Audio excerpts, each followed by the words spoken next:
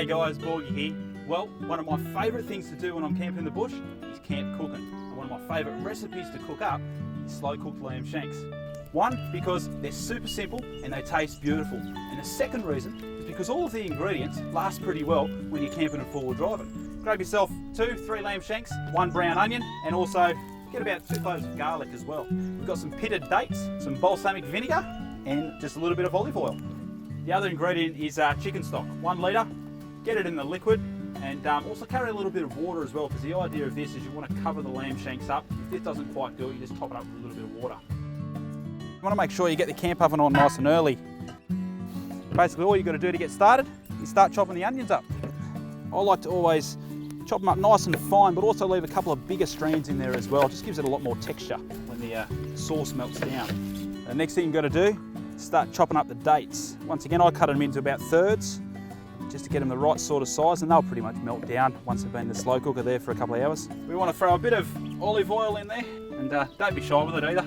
Once you've got the pot nice and hot, we're going to throw the onions and the garlic in, letting them brown up a bit.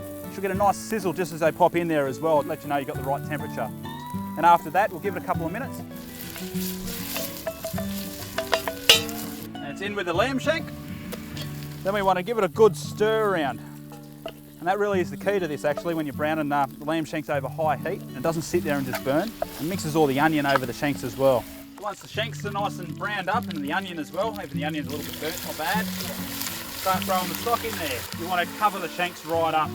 It's basically like a nice sauce that lets it simmer there for a while. So we'll throw the lid on, and we'll get it to basically bring it to a boil before we throw the dates and that in.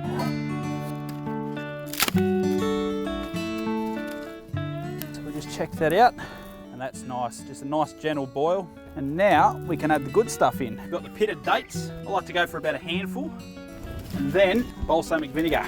This will give it that nice, strong, soury sort of flavour. It goes well with it. It smells nice. All right, and give it a good stir around, mix all those flavours around.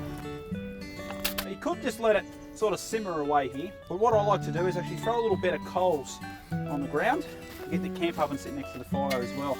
And the reason why I want to do that, I want to throw some coals on the lid, and what that'll do is basically let the heat circulate a lot more evenly. Give it 4 or 5 hours, check it every hour or two just to make sure there's a good temperature going through, and when that's done, the meat should be that tender, it should be falling off the bone, no knives required. What we want to do now is just keep the fire stoked up. And the reason we want to do that, so when we check the coals, we can basically put a fresh lot of coals on there and keep the heat nice and consistent.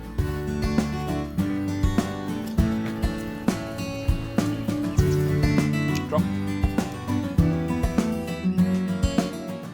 We'll check this out. It's been about 2 hours now, so I just want to make sure there's still plenty of heat in there. Make sure she's still cooking. Clean all this off so you don't get anything in the bowl. Oh, beautiful. And get the heat right around there, and that's come together just nicely.